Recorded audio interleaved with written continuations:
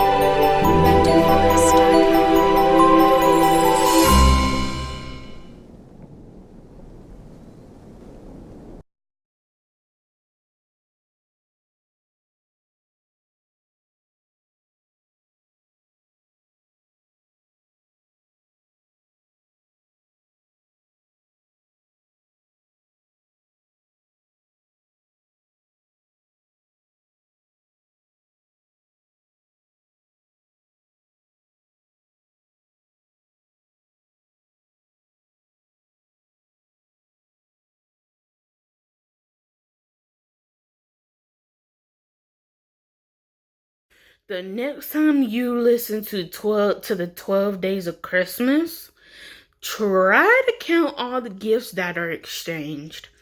Do it right and you'll notice that there are 364 in total, one for each day of the year. According to PNC Financial Services, putting it under the tree would cost you around over $18,000, which is a whole lot of money when it comes to the 12 days of Christmas. So the next time you go to listen to it, count the number of gifts that were exchanged.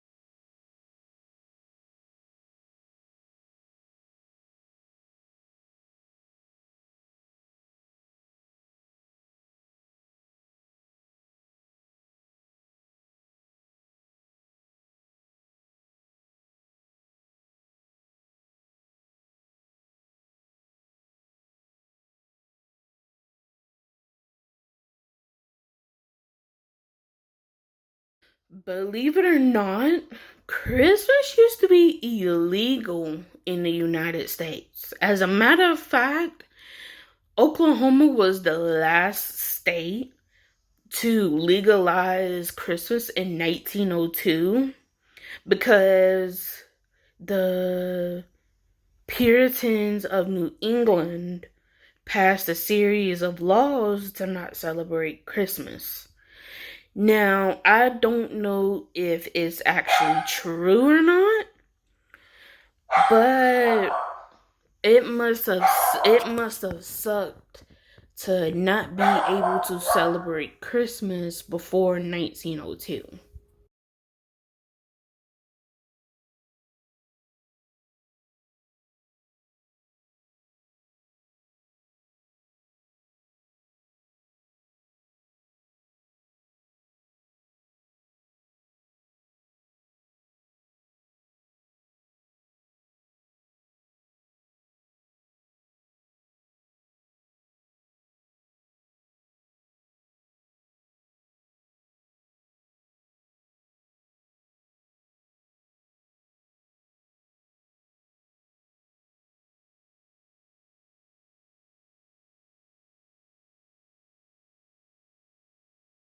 Many Christmas traditions that we have today around the world are had found their roots from this thing called Saturnalia.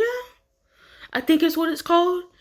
Evergreen branches from evergreen trees were used during the winter solstice as a reminder of the green plants that would grow in spring when the sun gods grew strong, which explains why we have evergreen tree branches that we use.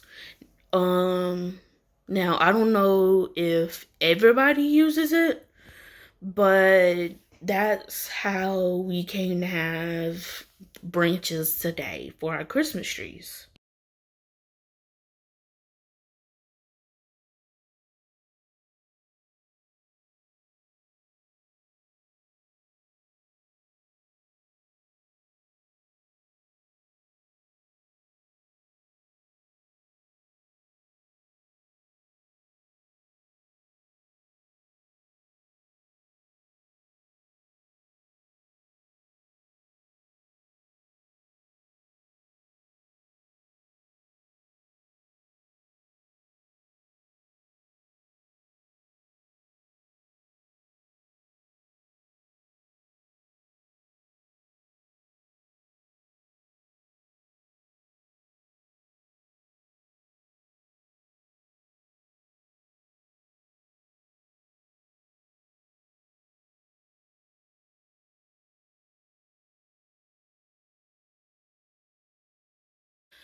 This is another reason why you should never trust social media because, according to Facebook, of course, 2 weeks before Christmas is usually around the time where couples will break up. And Christmas itself is one of the least likely days for a breakup because it's a lot easier to open presents than it is to buy them.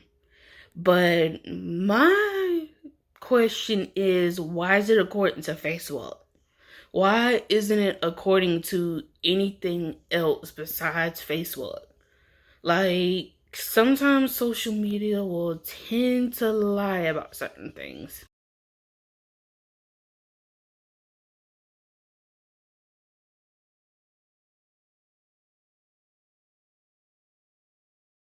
So, everyone knows about the mistletoe. You hang it above somebody's head and you kiss somebody and just have a good time.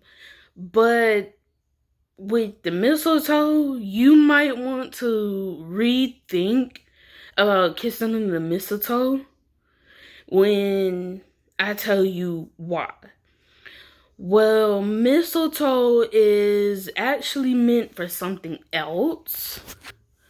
Mistletoe is actually a parasitic dung twig, and basically birds will eat the seeds and then poop them out and requires a host tree to sustain itself. Basically, if you hang a mistletoe over somebody, you're basically kissing somebody underneath a poop twig.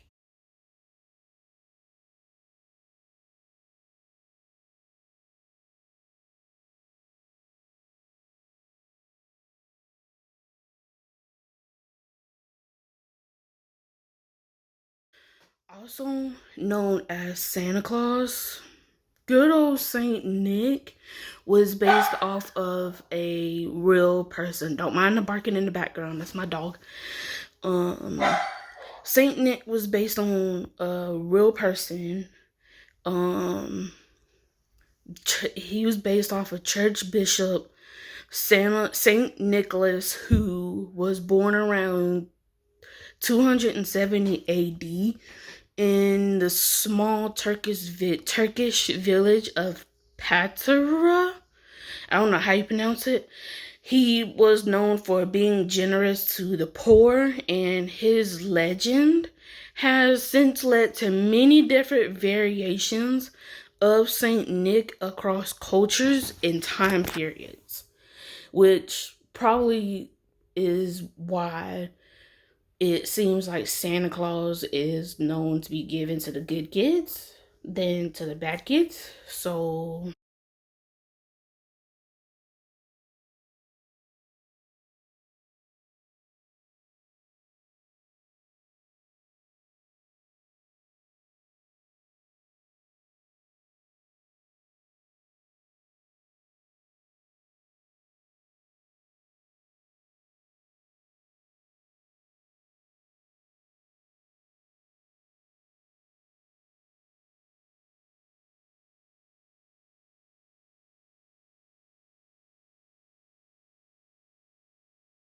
everyone knows about the nativity scene, where you got, of course, Jesus in the manger, and how Christmas was based around him being born.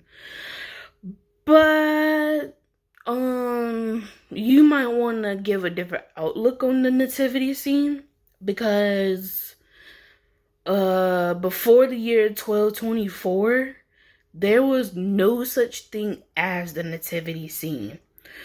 Upon return from Israel, Saint Francis of Assisi was inspired to recreate the birth of Jesus Christ with live animals and actors. And during the first display, the manger was also used as an altar for a Christmas mass. Now, I don't know if this is actually true or not, but you might want to reconsider it.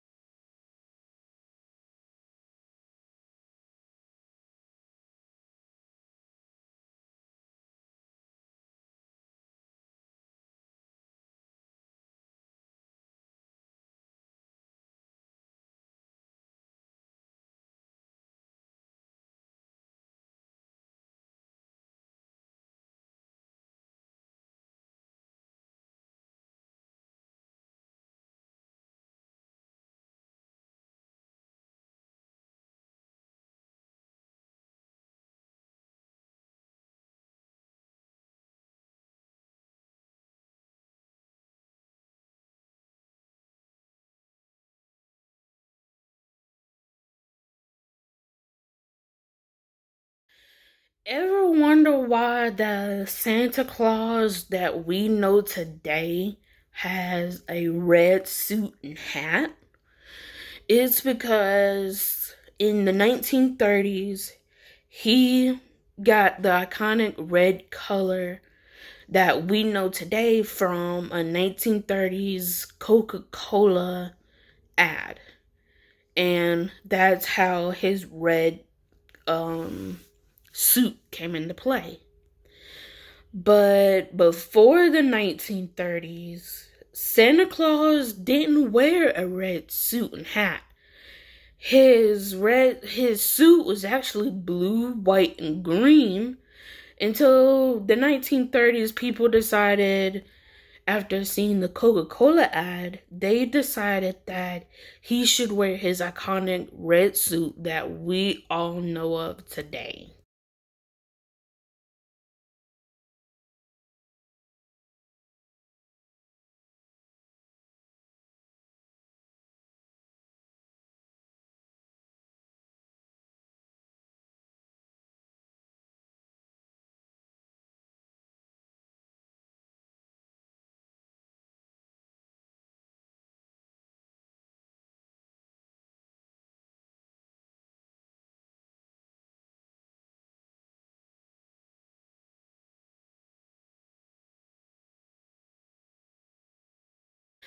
Everyone has hung candy canes on the Christmas trees at least once in their life. Then everyone gets to eat the candy canes and enjoy it and all that. But what if the candy canes represented something else?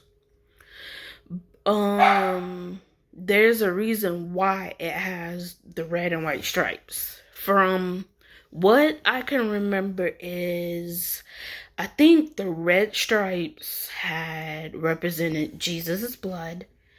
Then of course the white stripes was, I think it was to wash away our sins, and the J shape represented the J in his name. And the cane though was actually invented in Germany, and I guess all of the other countries had picked up on the candy canes.